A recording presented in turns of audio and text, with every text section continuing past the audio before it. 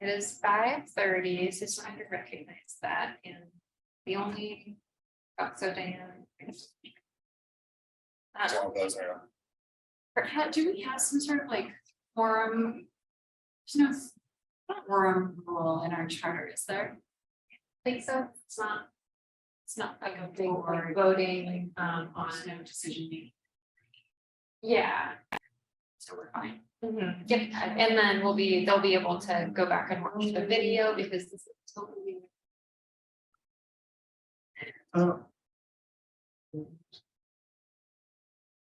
If that's necessary. No. We haven't heard. Julia, she's gonna be here. I think.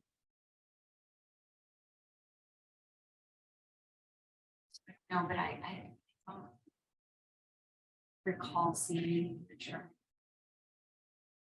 Also the official rules for meetings. Because we, Roseanne helped to specify this for me, but because we got the email about why are we on the board book, and it's not, since it's not a board committee, it's a committee that reports to the board. That's the delineation. So similar to the CCRC. Our structure is set up where they don't use board book either. And I don't know that they have a board member president meeting.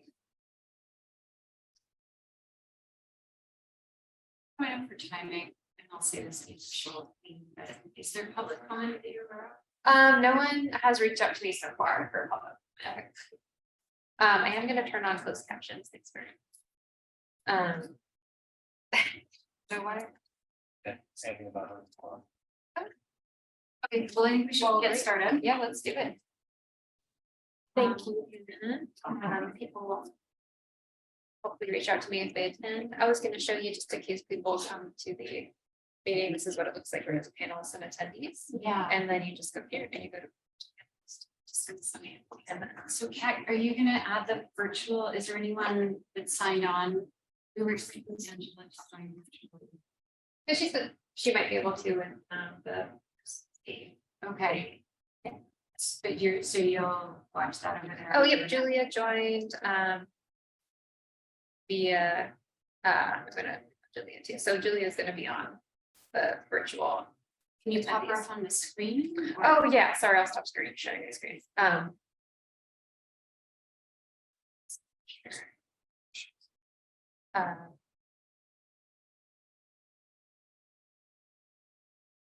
There we go. Excellent. Welcome. Julia, can you hear us? Are you there? Good evening, everybody. Yes, I can. I can't turn on my video because it says you can't start your video because the host has stopped it. Okay, good to know. Oh, that's interesting. Okay. That is a Zoom setting that I will play with. Thanks for letting us know when you're participating virtually so we can play with that. And no problem if you can't turn the video on. It's Well, maybe we'll get started, and thanks everyone while we work out our technical settings. So welcome to the meeting of the Climate Crisis Response Committee. I'm Jane Colmel, one of the community members, and maybe we'll just go around and introduce ourselves. Next to. I'm Danny Cage. I am one of the students for the committee. I'm Richard Day, and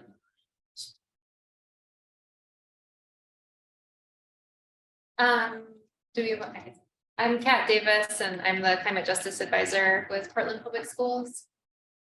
Aaron Pressburg, Senior Manager of Energy and Sustainability with Portland Public Schools. That's one of the community. Great. Okay. And then we also have Barbie Alexander and Julia from Edwards joining us virtually if you all want to. Yeah, excellent. Julia, do you want to just introduce yourself? sure. Good evening, everyone. I'm Julia Brum Edwards, and I'm the board liaison, school board liaison to the committee. Thanks for coming, everybody. Thanks for being here. And Barbie, welcome. Kat's trying to change the Zoom settings so that you can share your video. Oh, there you are. Great. Oh, If you want to introduce yourself. Hi, I'm Barbie Alexander. My pronouns are she, her, and they is okay. And I am a Multnomah County Planning Commissioner, and I also work for the Port of Portland as a Shared Prosperity Program Analyst. Great, well, welcome. Good to see you tonight. The first item that we were going to talk about on our agenda is the draft Climate Crisis Response Committee work plan, which was shared with everyone in advance of the meeting. So the idea here was just to have a touchstone for us for this school year. The 2022-2023 is just for the end of the school year, which is also KPS's fiscal year. And it outlines 4 objectives for us to accomplish this year. And along with those objectives, which we'll talk about later in the committee or in the meeting, we're looking at forming subcommittees to accomplish that work. And then the meeting plan is a bit more fluid, I would say. And you know, the agendas would be subject to change, but it gives us a bit of a roadmap for items that we're likely needing to cover to accomplish those objectives.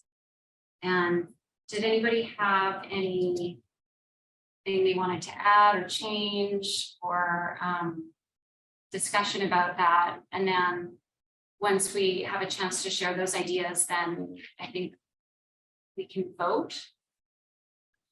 We haven't really done a vote before, so excuse me if I don't know like the formality of the process, but I think the idea is we would vote on it, and if a majority approves, then we would adopt it as our plan for the year. Does that sound good? Yes. Okay, any comments?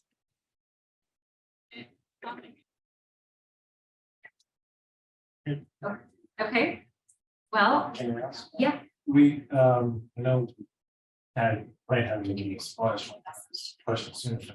The provide budget inputs to the board. Do you see that as just essential? Is there a specific direction on anything? Narrowing the focus? Well, what I heard from committee members in both one-on-one discussions and at the last meeting that we had was an appetite for learning more about the PPS budget and how this policy would be funded. And so I was hoping that we could provide some input to the board that would align with the timing of the budget process. That's getting fairly tight. One of the things that I sent around with the agenda for like in advance of this meeting was a link to the board's the whole school board is inviting community input, and so that's one avenue potentially that we could individually provide input. I'm not sure. And so far, we haven't had any folks stepping forward to serve on a subcommittee. So I'll just say a little bit to be determined, and I welcome other what folks' thoughts are there on how we could accomplish that or how formal you want to be about that. I think it's great. I think very some issues are trying to, and I'm assuming that's the thing, we're trying to understand what's framing. Yeah. But I think it's perfectly the way I think it's included. Well, and with I think each of those objectives, as this is our first year, they're all kind of to be determined and shaped by the folks that are putting together more of the concrete work on each of those items. So yeah, welcome, Diane. Thanks. Good to see you. Yeah, good to see everyone. Did you we have Julia and Barbie on virtually as well, just so you know. Okay. And if you want to just quickly introduce yourself. Yeah, I'm Diane Riley. I go by she and her, and I currently work for Ricky. Thank you. So we were just talking about the work plan. Were there any other questions or comments about the work plan? I have a question, and this maybe is for Erin, or Kat. Is there, from the district, staff standpoint, going to be like a specific, here's how we see, like maybe here's some of the budget items, relating the link back to the climate policy that are going to be in the budget?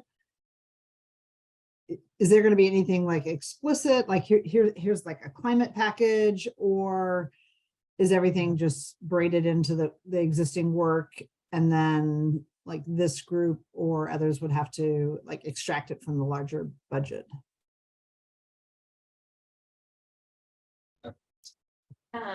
Maybe take a step.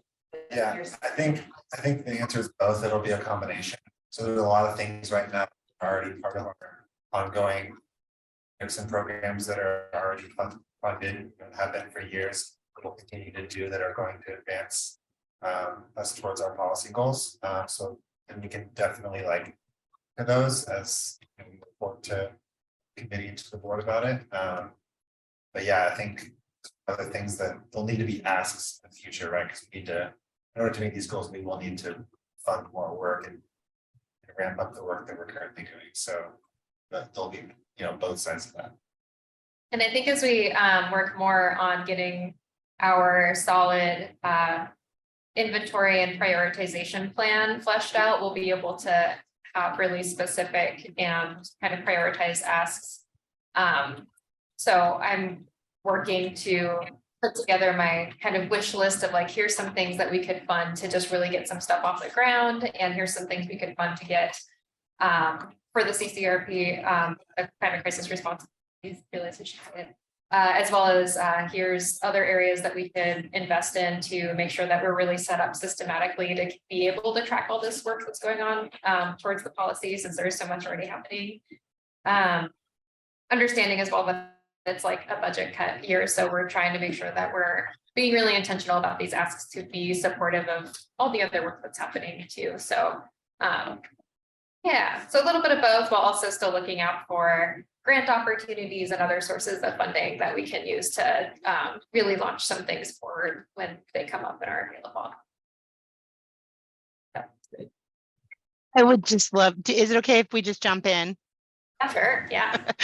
Okay, good. I had to ask first. That's interesting that you mentioned the grant funding, because the EPA has released a large amount of grant funding, specifically on January 10th. And I'm trying to look up the link right now, but there are very specific grant offerings that would be directly in line with the work that we're doing to help support the actions, and if we are partnering with any community-based organizations to help them also integrate into the program. I think that would be an avenue to explore.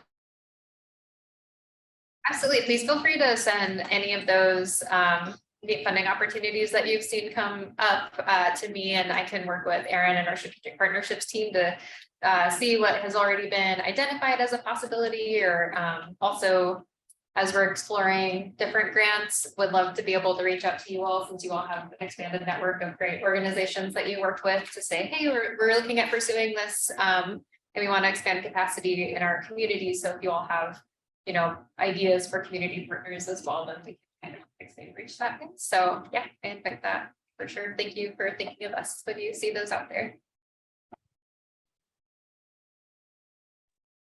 So one thing that might be worthwhile, like in the first year, sort of as you think about it, this year as a launch year, in addition to the inventory, is even though there's nothing that at this point like for the committee to have recommended, or maybe there's not going to be a committee recommendation or specific package, but just to at least extract out what are the things that are the climate investments. So you start like at year one, inventorying that. So year one of implementation is like, here are the things that were just as Aaron said, kind of like things that are already ongoing investments. So catalog those, you've got the inventory.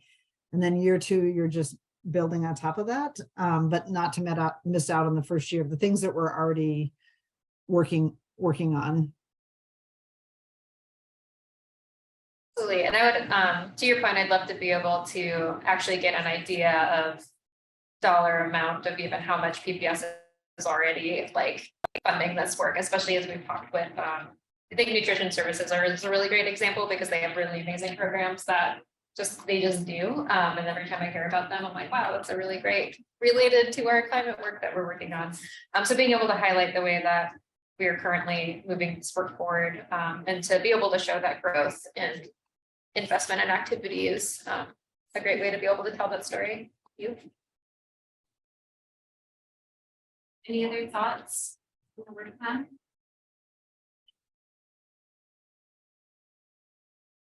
Okay, well, should we all in favor? Let's have a vote of all in favor of adopting the draft work plan. Should we raise our hands or say aye or something? Is it like, sure, one motion, second. Oh, yeah. That's full Rob. Okay, does anyone make a motion? Is that it? Sure, motion. Okay. All in favor? Yes. Aye. Aye. Hi. Thank you. Team effort there. All right, okay, so the next item is the presentation on a greenhouse gas inventory from Aaron. Yeah. Yeah, Thank you, Jan. probably. I just need permission to share my screen. Okay.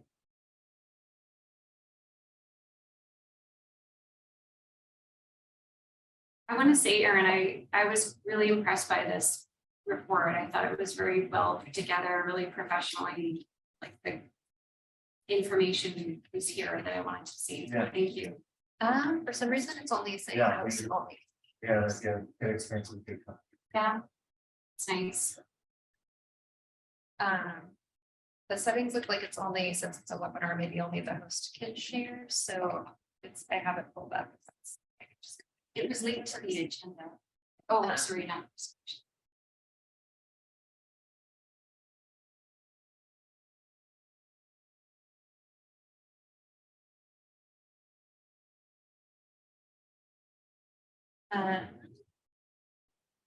Do you need a minute, Kat? Oh, no, we're good. Okay, we're good. Great. Thank you. Everyone should be able to see the presentation. See it on Zoom.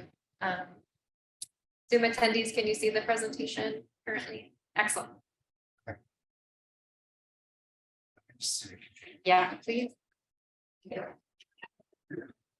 All right, so I'm gonna give a quick summary of the greenhouse gas inventory, which is now complete. We completed it last month.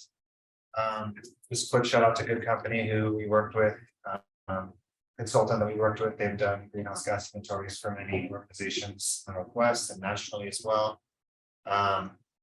So just quick reframing of everything in here is, in service to our policy goals specifically. So when we talk about certain things, just remember that these are our baseline is the 2018-19 year. We have our goals to reduce our emissions 50% by 2030 and be net zero by 2040. And that we are tracking scope 1 and 2 and only waste as our scope 3 analysis. And just a quick run through of what that means.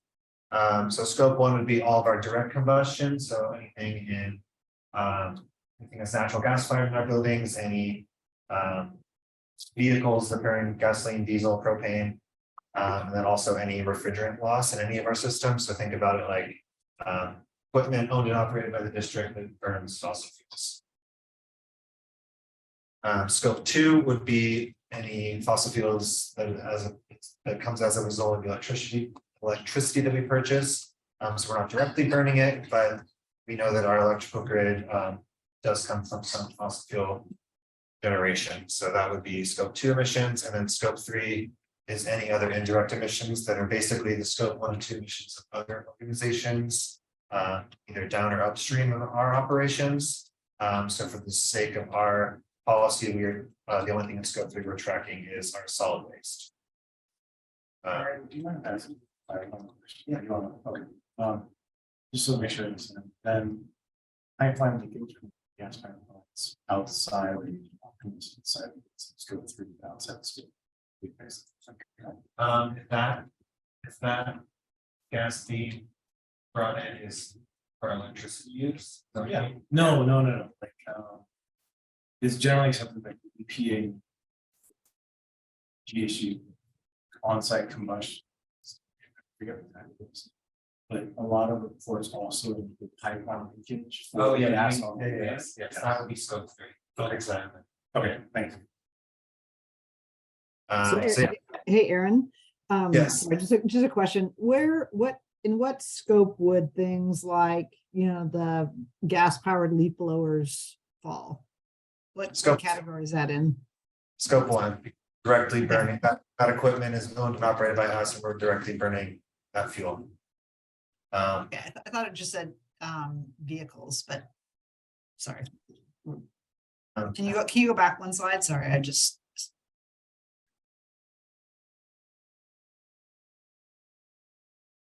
So so it'd be under the all equipment umbrella. Okay, thanks. Okay, so this is kind of split out like what our actual emissions are for our baseline, split out by scope. So as you can see, vehicles and gas would be in our scope 1, electricity scope 2, and then what you were saying, like upstream energy is in scope 3. So that basically refers to like, pipeline leakage in our natural gas pipelines, or like transmission losses in electricity that is kind of on our way to our buildings. That's not directly operated by us, it's operated by the utilities. What I was confused about there, Aaron, is that upstream energy appears on this figure as though it was included in the baseline. Yeah, because it's part of our energy use. So it was. Okay, so that scope 3 was included in Yes. addition to solid waste. Yes. Okay, got it. Thank you. Yeah, sorry for that, clarify that. Here's another chart I think I showed this to you all last time, but this is how it's split up by our end use. So we're 89% building energy, 41% of that is electricity, 48% natural gas, 10% from our fleet, and then 1% for solid waste. All of that together adds up to 4,055 metric tons of CO2 equivalent. I apologize. Vehicle density, but the energy stuff we're just talking. Where that scope 3 is not something. Is it included in electricity? Yes. Transmission. Yeah, so the difference between these two is this is kind of split up by scope. And then this one's just split up by end. And since upstream energy is attributed to natural gas. Yes. So we can't control that scope 3 item in upstream energy, right? So that's just basically a proportion of the. Yes. So as we reduce our emissions through gas and electricity, that upstream energy. A couple other examples. So we have a year-over-year comparison here. So I wish I could say that we did an awesome job here by reducing our emissions, but we all know that was mostly due to the pandemic. So our baseline year was 18-19, right before the pandemic, and then our next inventory year was 2021. We're going to be tracking on every other year basis because it's hard to see year over year like changes in emissions because time that the work takes. So to save on administrative work and just to report that in a more accurate way, we can show it every other, or in a more efficient way, I should say, we can show it every other year. But just so you can see how this is going to look. So, in a couple of years, we'll have a third line of our graph for each one of these. We'll be able to show our progress towards our goals. And, it might go up some years and down other years, but as long as that trend line is continuing to go down, that's what we want to see. I just wanted to quickly note that not all kilowatt hours on the electric side are created equally because we have two different utilities, right? So we have Pacific Power, we have about 15% of our sites Pacific Power, and then 3/4 on PGE. PGE PG is known to have a little bit of a cleaner grid. They have more renewable, less fossil fuel on their grid. So talk about these factors. 0.38 is the factor for PG that we're using to calculate that metric ton of CO2 equivalent. And then for Pacific Power, it's 0.66. So this means that projects that we contribute towards Pacific Power sites are going to go further, right? The more energy we save, more solar generators, power sites are going to offset more on the emission side, even though it's the same amount of energy. And of course, comparing that to solar, all the solar energy that we generate on the site is, of course, contributes no carbon. So just kind of a breakdown of how that works on the electric side. Speaking of solar, I did a quick table here just to kind of show what we consumed during our baseline year versus what we generated. And that generation number has gone up since then because we've added a few sites with solar, such as McDaniel, Lincoln, soon to be Benson. So I wanted to show this because we use a lot of energy. We have a lot of buildings. We have 9 million square feet. So it's a small chunk of it, but the idea is that we're going to get that electricity consumed number down through energy efficiency work, and we're going to get that electricity generated up for solar projects. So continue to close that gap over the next 20 years. And then I just want to highlight that we currently have 3.8 megawatts of installed solar across 18 sites in the district, and that includes Benson, which isn't operational yet, but it will be coming years. So just a quick highlight on how solar fits in. Moving on to transportation. So on the left, figure 10 is split up by fuel type. So most of our fuel is propane. That's because our buses have over to propane in the 80s. It's actually much cleaner than gas and diesel. So we're already doing a lot there. Of course, the next step is moving towards electrification. Most of our gasoline vehicles are going to be like our white fleet and maintenance of smaller vehicles. And then diesel is going to be like nutrition services, our bigger maintenance trucks use diesel and some buses are on diesel, but most of them are propane. Figure 12 is a breakdown of our emissions per department that operate fleet. So really our two biggest ones are buses and maintenance fleet, and then all other would be a combination of nutrition services, security, risk management, your departments here in the central office that operate fleet.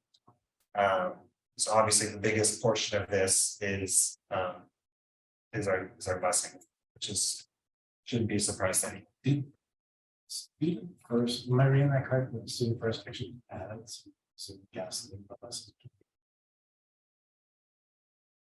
Yeah, it looks like it. Yeah. That's our contracted fleet, right? Our contracted bus, so we don't operate. You don't have, okay. We're working with them to figure out how they can.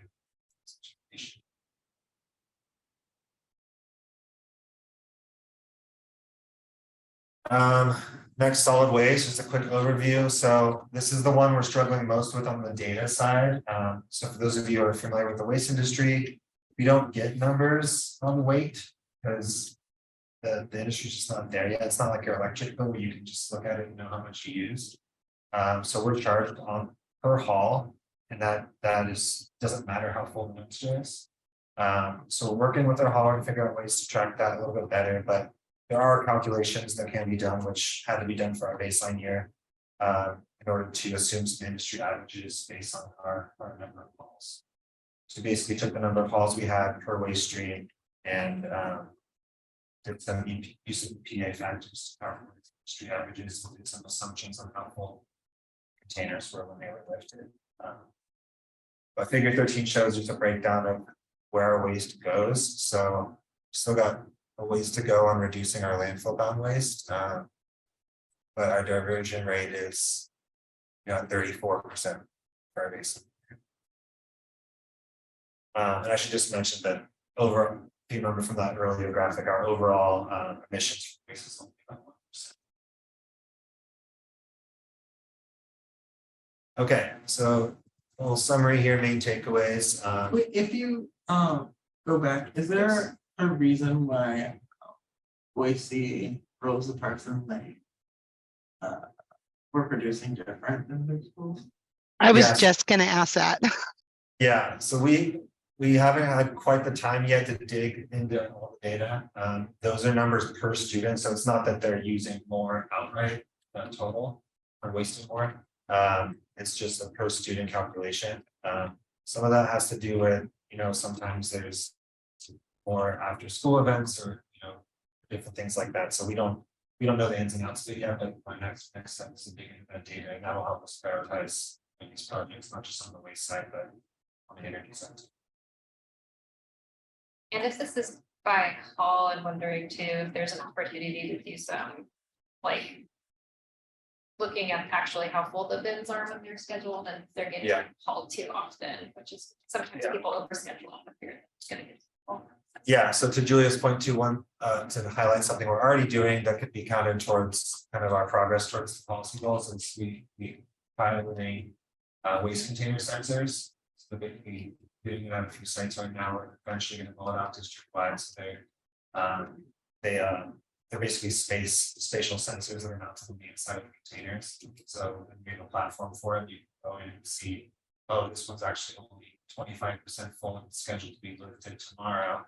Maybe we can push that a few days so that we can kind of figure out how to right size the schedule and prevent our hauler from coming in and taking that dumpster when it's not full.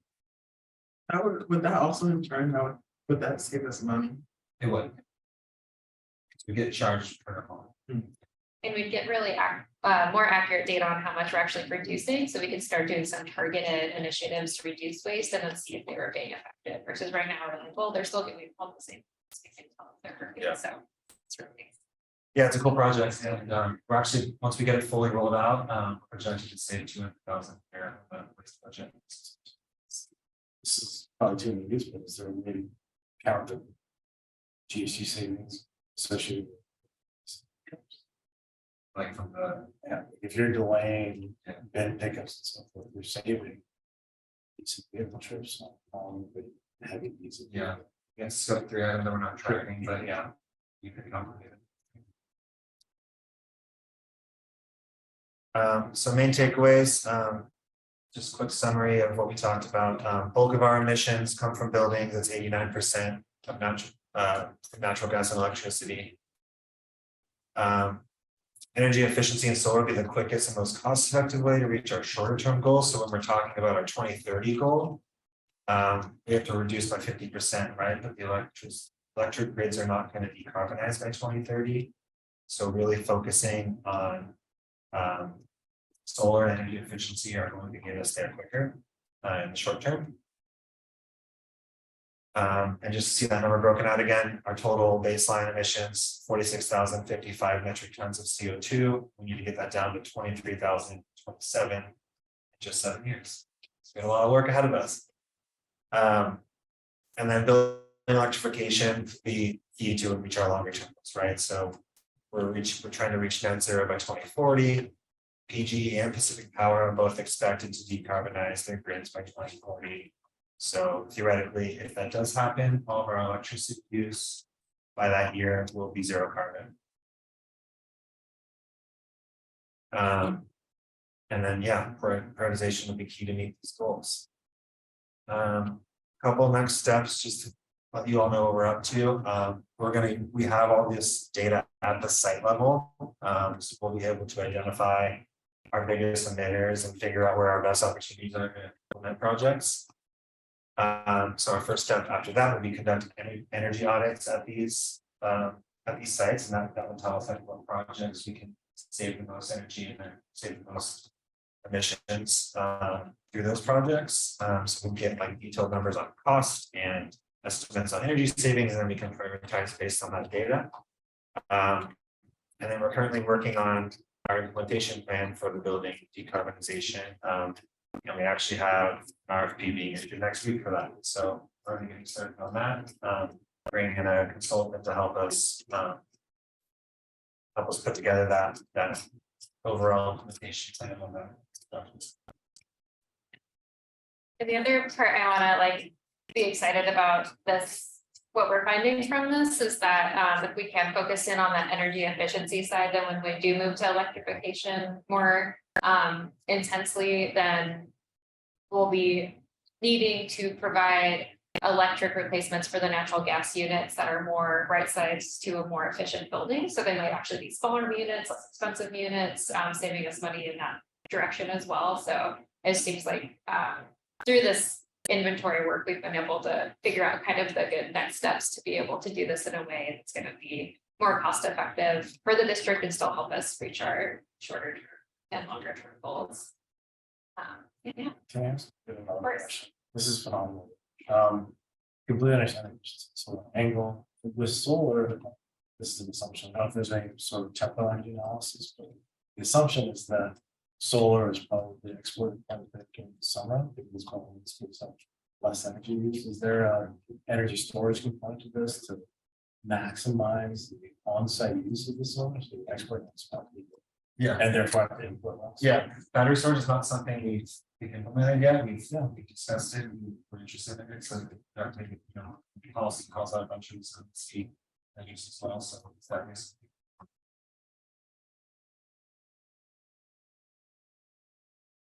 Other questions and comments on the GHG inventory? Just I had a question. Go ahead, Joey. So this is site level emissions. So will that be, I'm trying to imagine what that looks like. Would it be like, okay, here's what, say Lewis's emissions would be, here's what lanes are, like you'd be able to see it in that way and the type of emission, or what does that look like? What would that look like? Yeah, so obviously our vehicles are not by site, so our vehicles are split up by, but yeah, at the site you can see emissions associated with natural gas, electricity, and waste. Like, I was curious about the,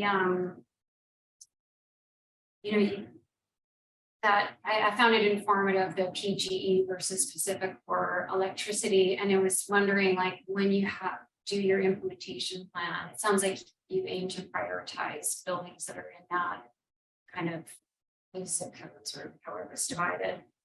And I wondered, so assuming that's the case, and then how there's kind of other layers to it, like thinking ahead to what buildings are going to be modernized next. And so might those get prioritized if they're, in a civic core area?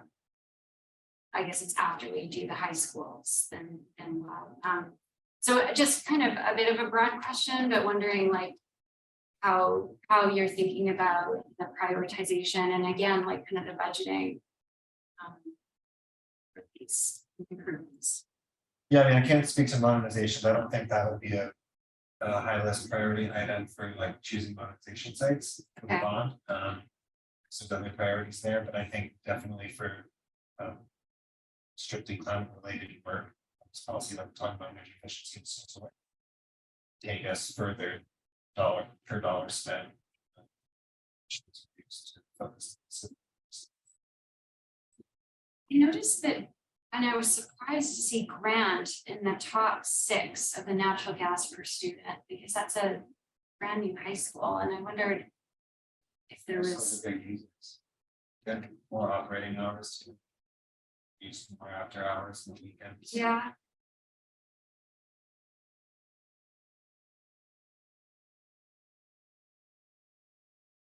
So the part about audits, is that strictly just for energy usage?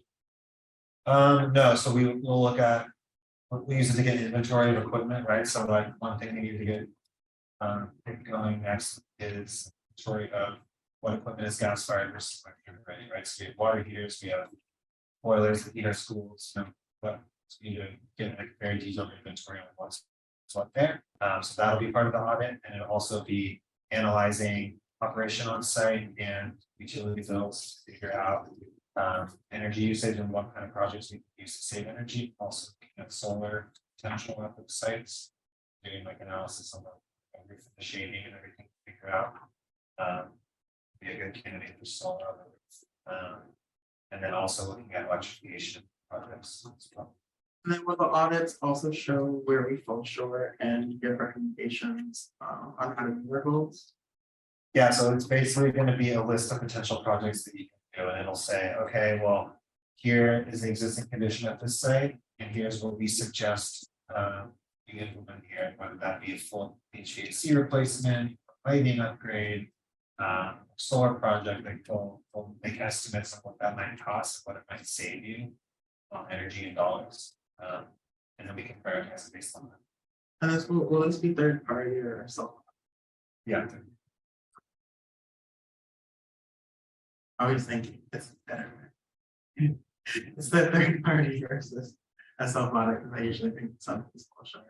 Yeah, like the Oregon Department of Energy has like certified energy audit firms that, you know, by the states. Like was mentioned too, we also have that RFP coming out on Monday that will help us take those projects and put together a pathway for the decarbonization. Since there are so many different factors to consider. So hopefully we'll be able to get all of this work underway to really map what to expect over the next couple of years to reach our goals.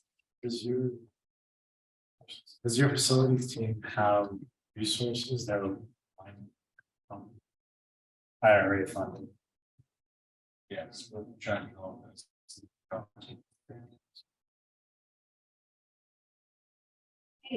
Well, thank you, Erin. That was really helpful, very informative. Great to have that inventory. And I'm sure we can talk a lot more about it, but maybe we can move on to Kat is going to give us an overview of this dashboard. So just to refresh our memories, the idea for this is something that is useful to staff as a tool for monitoring implementation, and then also can be kind of rolled up to a higher level where it's enough information for the committee to look at and digest, and feel confident that we have the information that we need to be able to report to the board annually and say, you know, how we think it's going, whether it's a reasonable amount of progress. So it's kind of like figuring out this balance between enough information so we feel informed, but not so much information that we're overwhelmed and like get too far into the weeds. And so Kat has put together, well, Eric, who is traveling overseas right now, and Isaac and I are on a subcommittee. Others are welcome if they are interested and would like to join, and had a chance to chat this over with Kat in advance. And so she's kindly to put this together as just an example. It's not necessarily like real data and real information in it, but just to mock up the type of information that would be here, the level of detail that would be here. And yeah, I think that's it. So that's just what I want you to keep in mind when she's giving us an overview here of, is there anything that's missing? Is it too much? Is it not enough? Yeah, thank you so much for keying this up there. So I just given some feedback. I put together this really high level small snippet example of what this dashboard can look like. And so the goal is that through these quarterly committee meetings, under each of our policy goals, we'll also have quarterly progress updates that we're looking to make, and that those progress updates might be falling under a variety of categories, like we might be in a variety of different definition phases. So we could have like a few different phases of initiation, like we're just getting the project started, and for instance, putting together the initial documents to put like an RFP or something to move a project forward. We might be defining a problem. This is just the public facing dashboard here that I have shared on my screen. So there's not the interactive tool part of it that I have on mine, but that's okay. So so just having a series of different project phases that it goes through all the way up to development and then implementation that a project could be in. And then for our quarterly updates, and then there's a variety of different track progress tracking indicators that we can add to this. For instance, green might be on track, like we're on track to meet the goals for this quarter that we set out for pillar 3, goal 2. Or we might, need to discuss this goal with the committee more and or at our next committee meeting.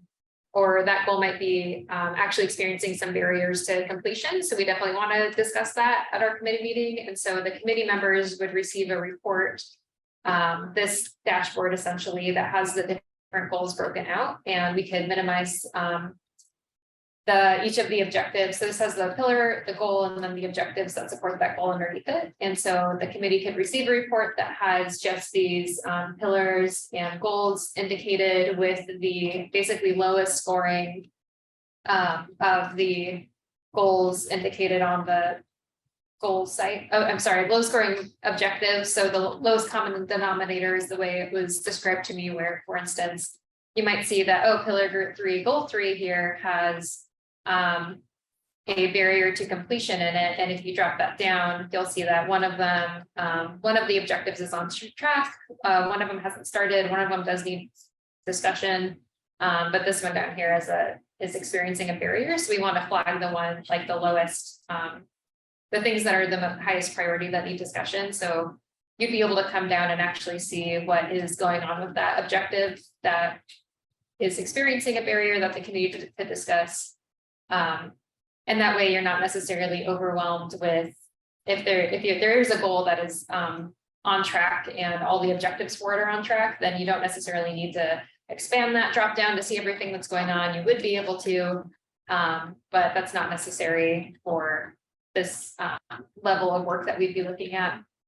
So basically the idea is to be able to show at a really high level what's on track, what phase is everything in project phase like terms, and what things really need discussion by the committee so that you can dive in to those things. And then we could attach, documents or updates around the discussion items. So that way the committee is just well informed about everything going on at whatever layer of detail that you're looking for.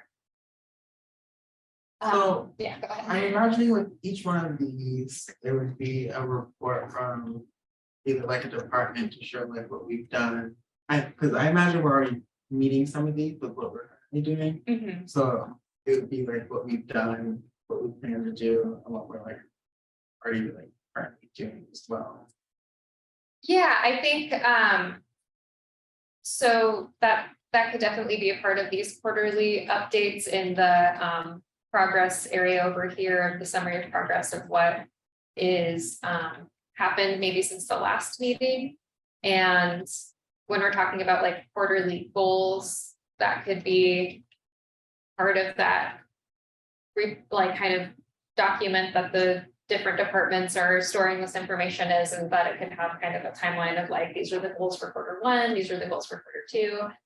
So you can see that whole backlog of work that has been going on. Yeah. Is that kind of what you're getting I'm at? just like, I'm just thinking like, like if it's like talking about like, we've done this with gardens. How would you show what we've done with gardens? I think that from just the feedback that I got, and this is why this is a discussion, so totally open to how this works, is that for the example of like community gardens, we would have our baseline inventory that we see in our annual reporting. And then we would have our quarterly goals with gardens. Say we engaged this many students with this many community partners at each garden, and we could have that progress update. And if they were on track, you wouldn't necessarily be flagged that there's a project update with the gardens that needs to be discussed, but that information could still be available where you could go and see this many folks have been engaged, and these are the different new gardens that are available given our quarterly progress goals. But if there was a barrier to actually like moving some of our goals forward on the gardens, that would be flagged. So you could go like take a deeper dive to get more information. So I think the idea is that with the information would be available regardless in a way where we would have the goals fleshed out for each year, or at least each quarter. And then we'd be able to see how on track we are for those goals, and how the goals are quantified is another step of the process we're figuring out is like, in terms of realistic and feasible but ambitious goals, for the year, what is our end goal for gardens? And then what are we going to make progress on over the next quarter to get there? Which are things but yeah, does that? Yeah. And if there's a way that, so this is completely like this is an example page, this is not actual data, but if there's a indicator in this kind of field that would be helpful for that kind of information, I can also, like this says like summary of projects or examples of specific actions that have been taken to move work forward. So we could have just like a high level summary there with, you know, a link to a further notes document. Unless there's other information that would be helpful for just a dashboard. Well, for like anything like community related, like that's like our I'm blanking on the name, community engagement student, something around community engagement. No, that's in the name. Like would they with that like in their category to show how they engage the community, or that would that like, or like I'm just thinking, I'm like, who would like help build that type of information? Oh, that's a great question. So that is part of just the work I'm doing to map out what work is already going on at PPS and which is great. Seems like every department is doing something related to climate justice. And so it's just creating, my dream is to have a regular kind of input form or document where people can just share, you know, here's the projects that we did, and then flag the ones that are like our climate justice related ones to highlight and celebrate the work that is already going on and better track it and have it completed. So the goal is that that would all be funneled into our kind of internal list of documents, which and projects that have been moving forward, which I shared actually with Jade and Julia, kind of preliminary version of, and it was like, this is a lot to look at. So maybe we could have that be sort of internal and available for like supporting documents, and then we can be aware of the different objectives that each of those scopes of work support, because a lot of them also support more than one of our policy objectives, which also makes it kind of complicated for reporting on. So with the example of outdoor gardens, that supports our green schoolyards, that supports our local healthy food objectives, it supports our climate resiliency and our like sustainability education and curriculum objectives. So being able to communicate that through this document is one of our challenges, but I think we would flag it as like the primary objective that it serves is maybe the schoolyards one, and then or something, and then it can have the supporting objectives. And then would this be able to then go back and be like, you know, like we didn't, or this is just hypothetical, but like we didn't improve on anything related to gardens this year. Would we be able to go back and look and figure out how to make improvement, if possible, make improvements on that? I think so. I think that comes into the defining the project phase of what's going on and if it's on progress. So hopefully for instance, making progress on gardens might be more than just seeing an actual garden being implemented. For instance, it might be like getting all of the different stakeholders and partners together and the funding in place in order to get the garden going, which could take a little bit of time. So I think being able to define what, like show what project phase it is will help with that, both understanding exactly what bodies of work are moving forward and when at one time. And then hopefully if there is something that is coming up, that is really becoming an issue or a barrier, then we can discuss that here and then maybe adjust, like talk about adjusting the goals both internally and with you all, just so that it's really transparent as to like what bodies of work are moving forward and what is facing challenges. So that way we can, at the end of the year say, we can go back and say, so we didn't meet these goals that we had planned on for the gardens, but we do see, we have like a documented record as to why, and then how can we, yeah, like you said, advocate for addressing some of those barriers or hurdles that we came up with for the next year so that we can get back on track. We were ahead. Is that kind of what you were? Yeah. This is really helpful for me to verbally articulate all of this, so thank you for your questions. So I'm like, yeah, I think that would work well. Yeah, in terms of a kind of just usable, this didn't update quite the way I was hoping it would. And made some other updates to it that aren't reflected in this example, but in terms of a usable dashboard, is this something that seems like it would be helpful, just visually speaking, to be able to look over something before a meeting? Is there other, obviously there would be like notes and things attached to it, but are there other aspects that would be? I would also include a key of like, what is the different project phase? What does that mean? What does on track mean? What is barriers to inclusion? Barbie, we can't see you. I just want to check in and make sure that we're not ignoring if you wanted to chime in or have any questions or comments. Can you not see my video? No, because Kat's sharing her screen right now. So Oh, There thank you you are. for You're back. checking. No, I was actually really enjoying looking at this dashboard, and I was thinking about how you could drill down.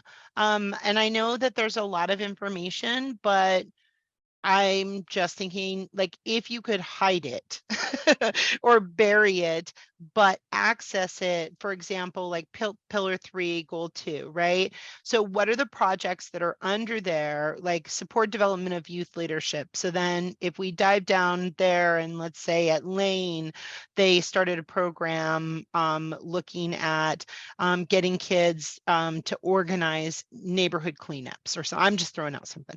But that would be a very specific program, right? That would roll up under that arm of the pillar. Would we be able to track all that in one location? Because I think that there's really a lot of value in looking at those programs, because some of them may be able to be rolled up at the district level.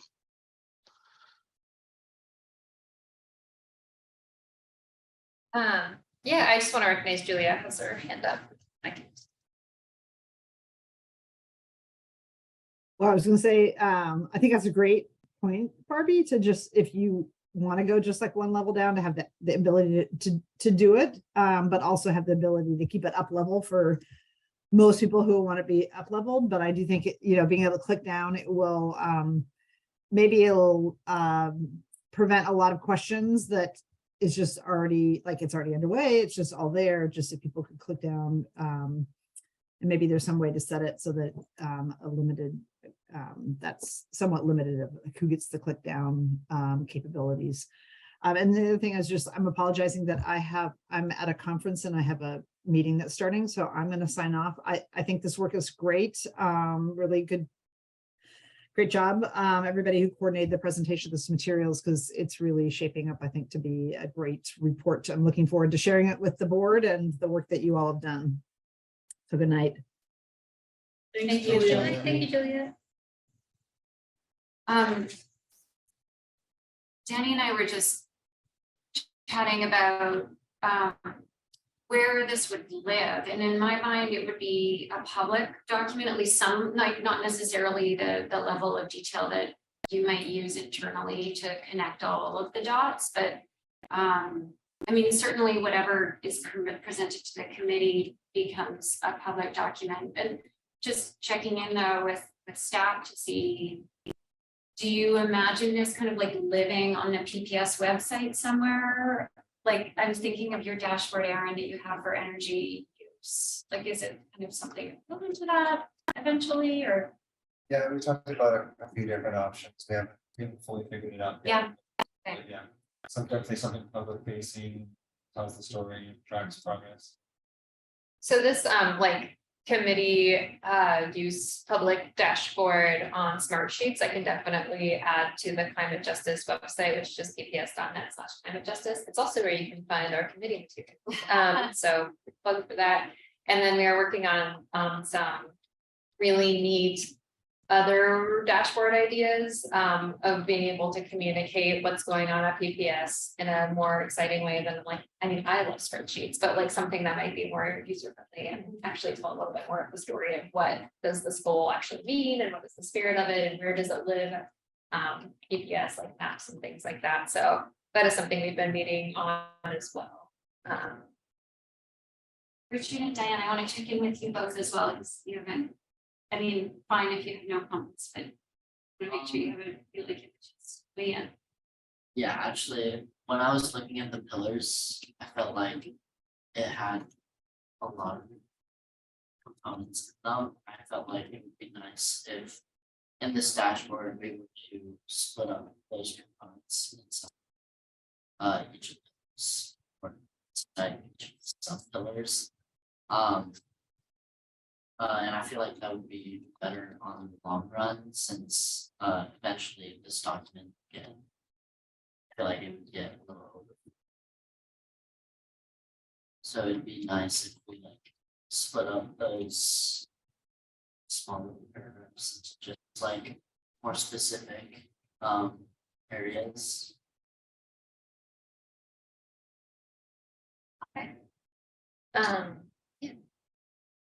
Yeah, I'm gonna second that thought and just say that I think the challenge over time is going to be managing a lot of information. That's the challenge right now, right? So what my mind goes to actually is kind of budget questions to see if we can, maybe it doesn't happen this year, but eventually we get a stronger stream of support that maybe goes to a communications person or some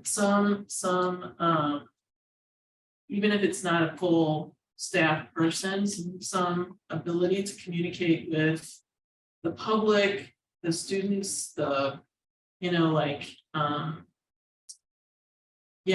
to share this information, because I think engagement is, you already know, engagement is kind of my thing.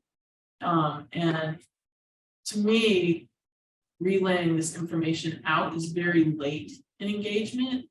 I would like to see us including people before we're reporting out, but I think both ends are really important. I think what we have started with is better than I imagined. It's great.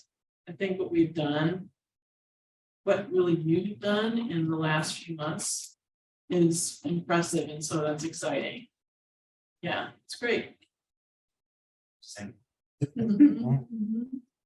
Yeah, thank you. I really appreciate all of this feedback, and I might actually share really, I don't know if this would be helpful or not, and Jane, I'll defer to you because I shared with you this for one at the time, and then also the spreadsheet that I made that I shared with you and Julia that had like all of the projects broken up by literally like policy objective, and you're like, this is but if something like, if this drop down function can have something like that where we can have the projects listed, and then one of the tools that we're looking at for a dashboard is more of like a story map where you can actually have like here's an example of what this community garden looks like, so you can actually visualize like, hey, we have 15 community gardens, so what does that mean? And then you actually see like I think like my guess is we're all interested in seeing that and talking more, but I feel like in the interest of getting through our agenda, yeah, and maybe great. like working offline or not offline, but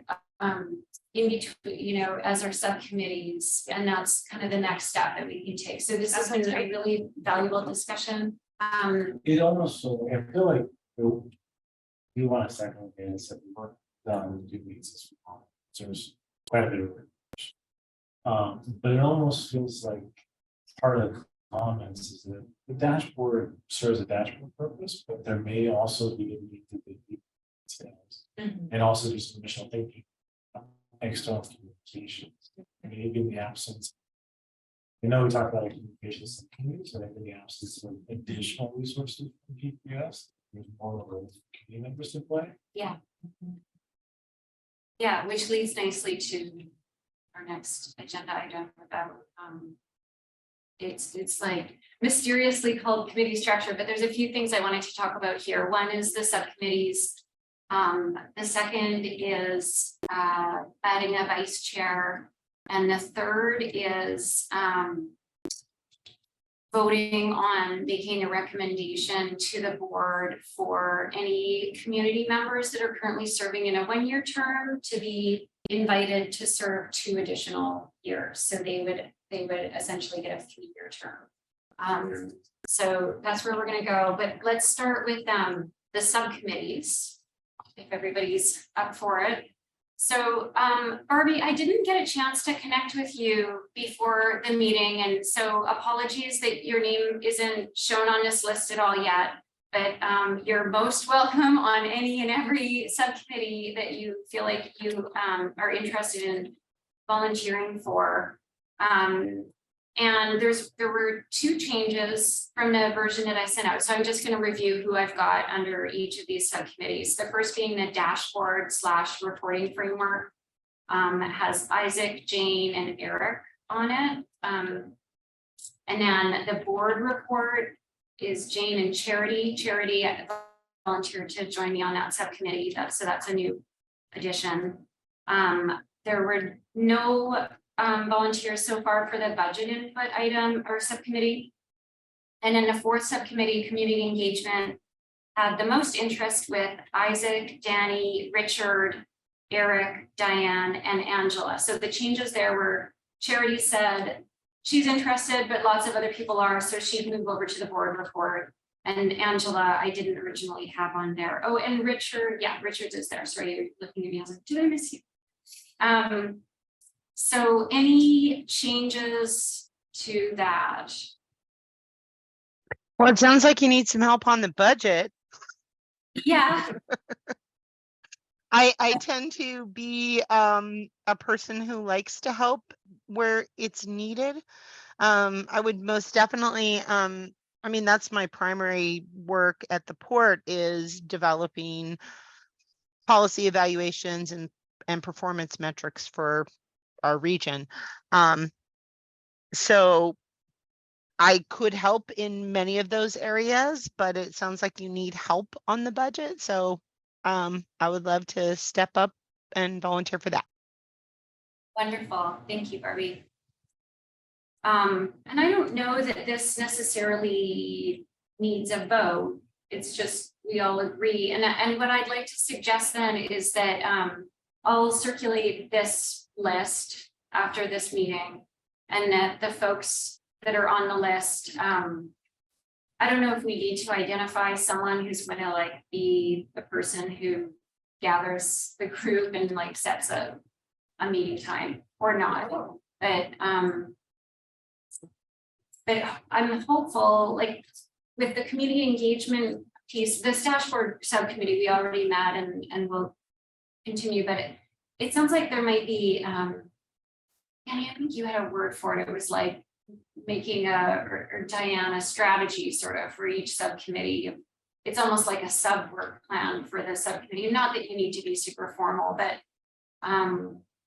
just to sort of shape out, because there's so many different ways that it could go and so many different things that we could do. So just an idea that might be helpful. And I would like to include as a standing agenda item a report. And so if someone is ready to report at each meeting, being sort of a representative for that subcommittee, I think that would be really helpful going forward. And I would love subcommittee descriptions to put on the website. Okay. And speaking of communications and sharing what we're up to and stuff, just to let people know the different kinds of work that this committee, this larger climate crisis response committee is up to. And then while I'm plugging that, I'll also reach out because I'd love to have like pictures of you all if you want to send a headshot or something that would represent. If you feel comfortable with that, I just think that would be a nice way to show like this is our team. Here's what we're up to. Yeah, so. And Jane, I would be also to the section. Great. Since I'm Yeah, thank you. Yeah, let me just put out there that I'm delighted that there's so many people interested in engagement. And that makes me feel like I can move over to either budgets or the board report as well.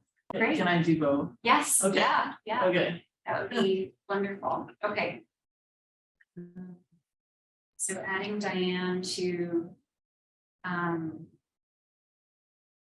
well, so I don't want to put you down for like everything Right. or. What makes the most sense? Do you think we're gonna need the most? I feel like the Work on- budget the budget will feed into the board report as well, like they might. Yeah, I don't know, and I'm willing, especially if Barbie ends up being solo on the budget, I'm happy to sit with you to put our heads together on that piece too.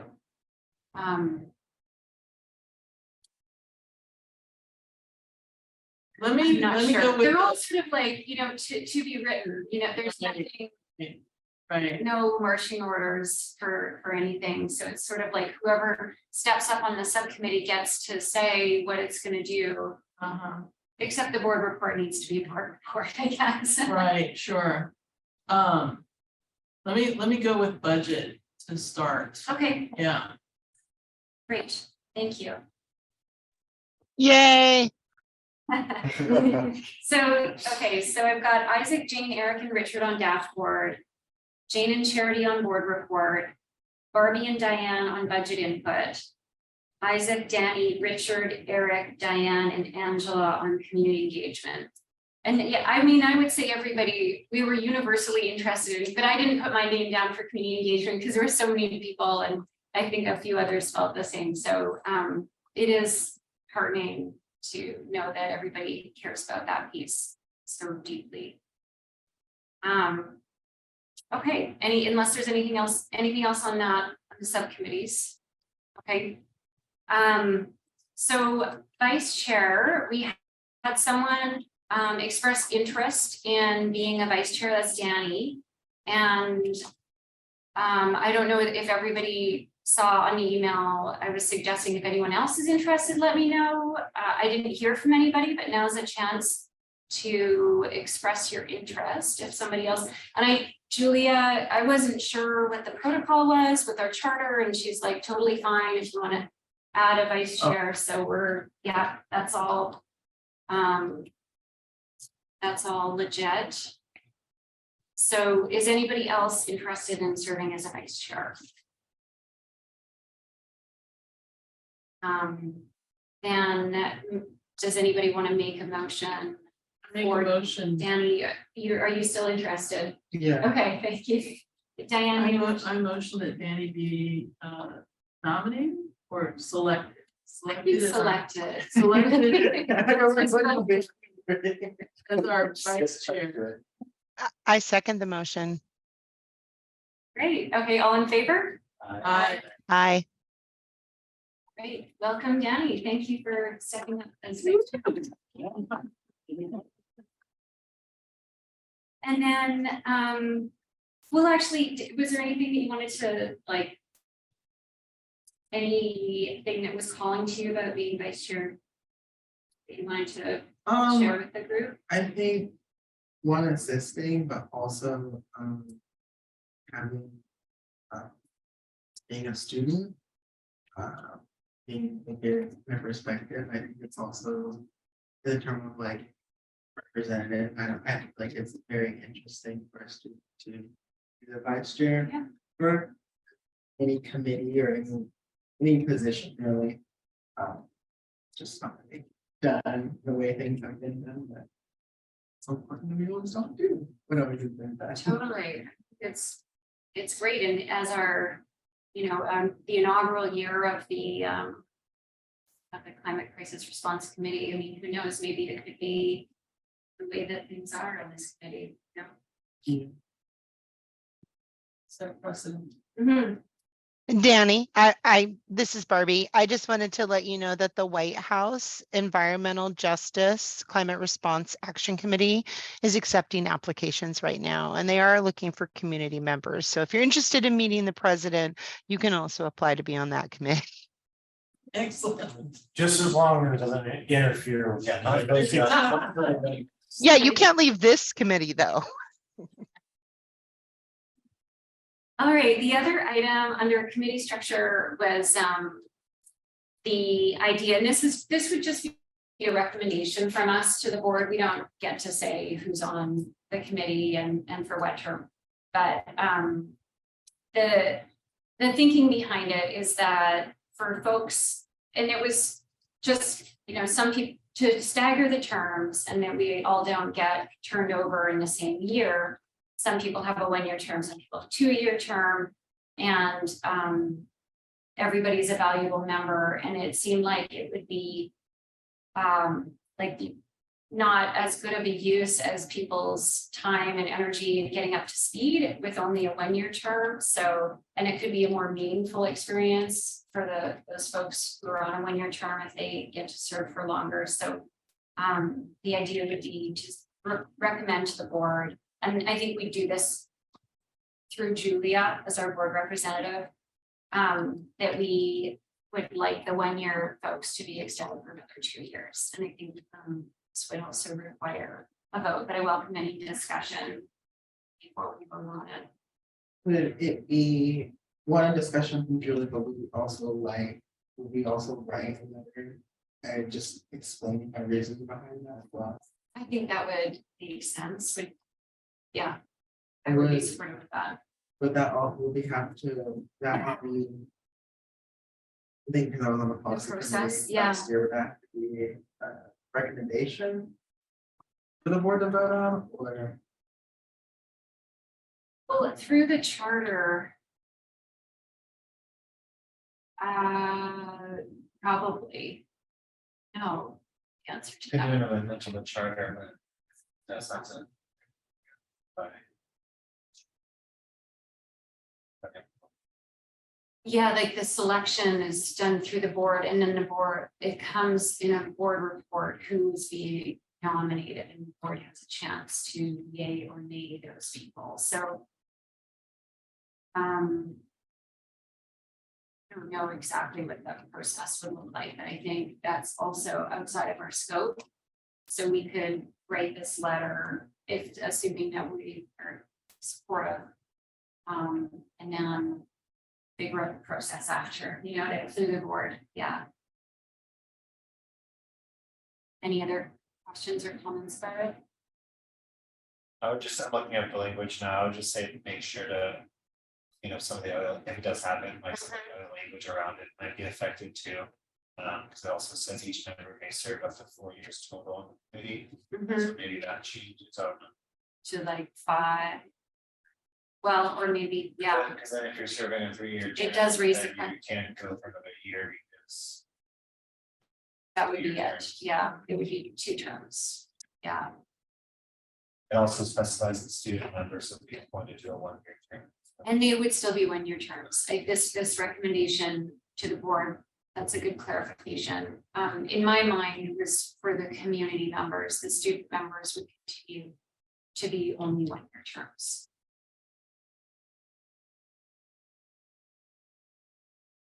I know. All right, well, is there a motion to make this recommendation to the board? I'd like to make the motion to make this recommendation. I think that sage wisdom is it is one of those intangible values that we underestimate.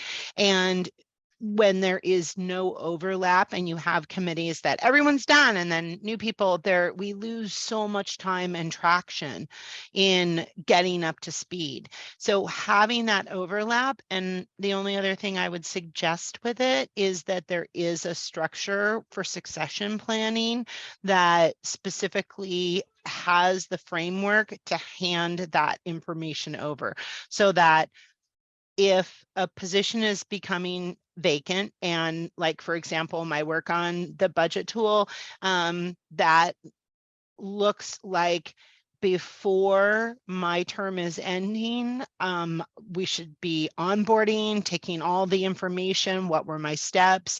What are the pieces in the process, the SOP? What are the tools that we have banked so that when the new individual starts, they have a body of information that we walk them through and get them up to speed. And there's a framework around what that looks like. Yeah, that's that's good that you're thinking forward thinking like that. I appreciate that because we definitely, there's no structure in place as it stands, so it's something we need to be thinking ahead. Yeah. That might be something we can address with those changes, just including some overlap. Well, there is overlap built in with the 1 and 2 year, but still, I think the knowledge transfer for there will always be folks leaving and students leaving, and even like thinking about the student members, it would be nice for student members to have some sort of like handoff or meeting with the next. Yeah, I was suggesting. I see. If a committee members. Returns.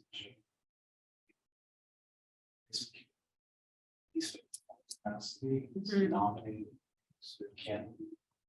A Yeah. direct handover, Great. not on the session. Another option, I mean, when we first kicked all this off, I put together like an orientation in September, and that's also an opportunity if there's just an annual reorientation where committee members that have left that would like to come back and share knowledge to potentially come and share any lessons learned or wisdom of that. Support my position for sure, just being able to create that. That's great. And another clarification I wanted to just mention was that, of course, folks can decline as well. I touched base with, I think, most of the people who are currently on those 1-year terms, and they were interested in continuing to serve, but of course it's up to the person. Okay. So we had a motion and we had a second. All in favor? Aye. Aye. Great. Thank you, everybody. And we have an item for emerging. I'm just going to check in about public comment. Kat, did you get anybody during the meeting that wanted to public comment? There was no one who had kind of contacted Kat in advance of the meeting, but so I don't think we have anybody. Nope. So we have 7 more minutes, and just opening it up to anybody else who might have something for discussion. It's an emerging item. I have a quick celebratory thing if you are interested, that PPS won the Magna Award at the National School Board Association level for the climate crisis response policy. Oh, wow. So that's pretty exciting, just at a national level, a board is being recognized for this policy that passed, so. Awesome. With what organization? National School Board Association is called, so we have like the Oregon School Board Association, our little version, and there's the big one. Nationwide, there's our school board. So that's pretty neat to get recognized at a national level. Did they see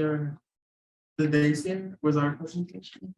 Or We submitted, there was the application for nomination back in November, and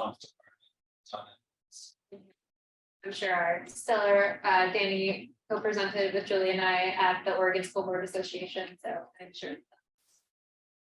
But that was pretty good as well. So yeah, that so congratulations. Yeah. Wonderful. Waiting for the board. It's pretty exciting. That is very cool. Anything else? It's hard to follow. Yeah. Yeah. All right, well, one last thing. Yeah, did we mention the event that we're planning? Yeah, sure. Yeah. We are planning a district-wide spring climate summit for April 24th. It's gonna be at ESU, their student union building, and we're hoping to have a bunch of speakers and tablers, organizations for students to connect with. It's probably geared at high school students. We're also working to get potentially students from schools outside of the district as well, through Oregon Green Schools. Nice. What kind of speakers are you looking for? Is there anything we can leverage in our community networks to help us be successful? Yeah, we're actually in the speaker search right now, in the organization search. So if there's people that you've heard or that you want to send our way as recommendations, I mean, if you want to hear that too, might be a fun way for your committee members to kind of be involved in this work. So if something comes to mind, we will, have a connection with the local organization. If you want to help like bridge us to them there, we're going to do kind of like a vetting process too. We're trying to first send our organizations that have a justice and equity component to their work. But yeah. For April 24th Mhm. at PSU, but intended for PPS. Yep. Yeah, and the goal too is to bring together, have a lot of tables available for community partners to come share what kind of work that they're doing and how students can get involved if they have upcoming internships or volunteer opportunities. And then potentially to do some cool like hands-on sessions as well for like breakout sessions. So just if you as folks in the community know of stellar organizations that we should work with or that would make good, like, oh, they're doing this really neat thing that students could participate in a training on, or teachers could participate in a training on, learn about how to connect it to the curriculum, stuff like that. We would love to, work together on that. So, I can send out more information as we get it more solidified, but I wanted to plant that seed since April will be here before you know it. So, and then we have the March. Yeah, I was gonna mention that too. So everybody has March 23rd in their calendar for our next meeting, because that was additional from the fall. And then on timing was 5:30, is 5:30 to 7 feeling doable for folks? Yeah. Okay, great. And will it be in person? Because I would prefer to come down and join y'all. So at the next meeting, if you're still going to be. Yeah, that's Okay, great. absolutely. Thank you. Great. Well, thank you, everybody. Thank you, Pat and Hannah and Erin being here and presentations. I guess meeting is adjourned. Awesome. Thanks, everyone.